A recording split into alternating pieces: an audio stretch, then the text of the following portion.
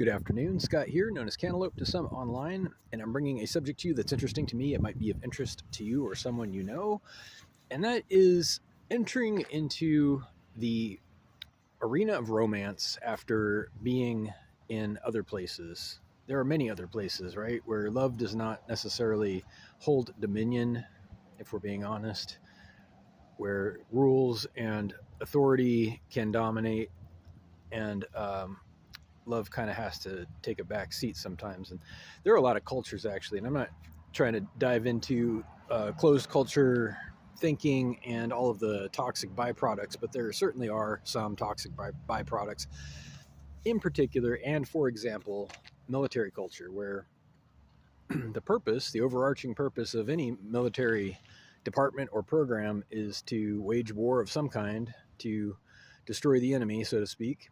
That's pretty well understood. I hope we can agree on that. So people in that environment learn all the many ways you can do such a thing.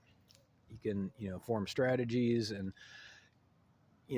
cut your losses. You can destroy the enemy. There's lots of ways to do it. So they come out of this culture, or they try to, merge civilian culture with this idea that there are enemies everywhere, or somewhere anyway.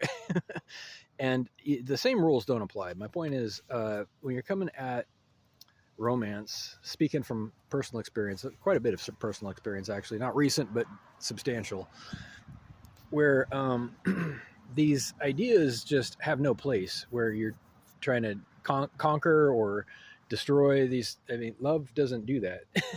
Almost by definition, almost by literal definition, love is the opposite of that. So people many times are at a loss for how to proceed. And this is why we have so many problems with understanding in general of, boundaries, where respectful lines probably should be, acknowledged and abided by, where, personal space, that's kind of an obvious one, but there's some that aren't so obvious, where in the intricacies of the dating world, there's nuance and subtleties and, inappropriate questions or answers. And many people struggle with this stuff, especially if they're coming out of a closed culture environment where hostility is encouraged.